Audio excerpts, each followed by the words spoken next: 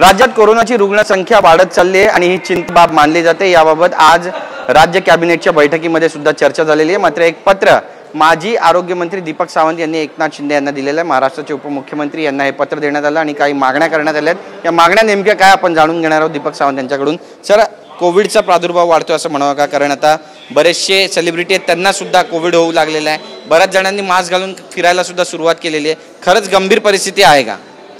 गंभीर परिस्थिती नसली तरी काळजी करण्यासारखी परिस्थिती आहे असं मी म्हणेन एका वाक्यामध्ये। कारण सिंगापूरमधून आपल्याकडे बरेच लोक येतात, आपलं सतत येणं जाणं असते। हजारो पर्यटक आज सिंगापूरमध्ये येतात आणि हजारो पर्यटक येणार आहेत सिंगापूरची सफर करून किंवा हाँगकाँगची सफर करून। तर मला असं वाटतं की त्यांच्याबरोबर हा कोविड येऊ शकतो असं माझी एक खंत आहे। तर त्यासाठी आपल्याला विमानतळावरती किंवा जनरल प्रॅक्टिशनरकडे ज्यावेळी ते जातील सफरीवरून आल्यानंतर त्यावेळी त्यांच्याकडनं आढावा घेणं गरजेचं आहे। कारण की कोविड आज कोणाला होईल हे सांगता येत नाही, कारण हवेतून पसरणारा आजार आहे। गेल्यावेळी आपण याच्या बाबतीत खूप भोगलेलं आहे, अनेक लोक आपण गमावली आहेत। त्यामुळे यावेळी prevention is better than cure किंवा नदीच्या पाण्याअगोदर वाहणं काढणं हे गरजेचं आहे असं मला वाटते। त्यामुळे याच्यामध्ये कुठलाही इगो करण्याचं कारण नाही आहे। आपण लोकांना मास्क वापरणं सांगावं असं मी माननीय मुख्यमंत्र्यांना सांगितलं। पण कोविडचा विषय आला की मग लॉकडाऊनचा पण विषय येतो, लोक त्यावरही चर्चा करतात। सध्या तशी परिस्थिती आहे का की आपण कंट्रोल करू शकतो? आपल्याकडे तितकी व्यवस्था आहे आणि तितक्या प्रमाणामध्ये आपल्याकडे रुग्णसंख्या नाही आहे असं म्हणावं लागेल का? रुग्णसंख्या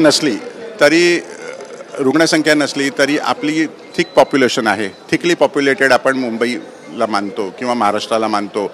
सिंगापूरची लोकसंख्या मर्यादित असताना जर 14,000 रुग्ण मिळतात, हे साधं गणित आहे जे मी गणित मांडतोय।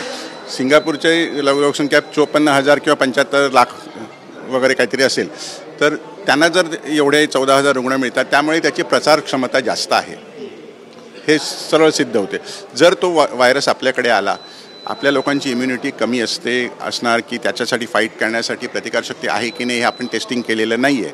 त्यामुळे आपण अंधारात आहोत। तर आपण काळजी घेणं हे एकच आपल्या हातात आहे, म्हणजे prevention is better than cure जर आपण म्हटलं तर ते चुकीचं होणार नाही। आणि त्यासाठी जी काही काळजी घ्यायची आहे, गर्दीत जाताना मास्क वापरणं, हवाई प्रवासात मास्क वापरणं, बसमध्ये जाताना ट्रेनमध्ये मास्क वापरणं काय चुकीचं आहे। आणि ज्यावेळी तुम्हाला असे सिम्पटम्स येतात त्यावेळी ताबडतोब तुमचं टेस्ट करून घेणं, त्याच्यात काय हार्म नाही आहे आणि याच्यात पॅनिक होण्याचं कोणी काही कारण नाही आहे। फक्त ॲक्सेप्टन्स प्रशासनाकडून व्हायला पाहिजे आणि तशा प्रकारचा माहितीपत्रक जारी व्हावं अशी मी माननीय उपमुख्यमंत्र्यांना विनंती केली। काय त्यांनी आश्वासन दिलं उपमुख्यमंत्री एकनाथ शिंदे यांनी? त्यांनी सांगितलं आहे मला की मी माननीय आरोग्यमंत्र्यांशी बोलून या बाबतीमध्ये आपण एक बैठक करून या बाबतीमध्ये असायला हवं असं तुम्हाला वाटतं?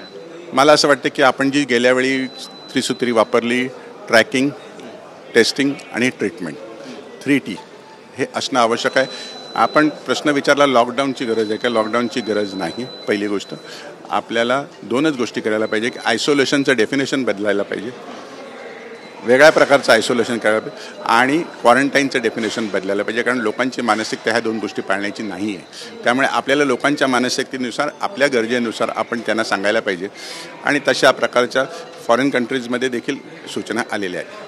आमच्याशी बातचीत केल्याबद्दल। तर नेमक्या सूचना आता राज्य सरकारच्या आरोग्य विभागाकडून काय असणार आहे कोविड संदर्भातल्या पाहणं महत्त्वाचं ठरेल। कॅमेरा पर्सन योगेश गुरवसह गिरीश गायकवाड, TV9 मराठी, मुंबई।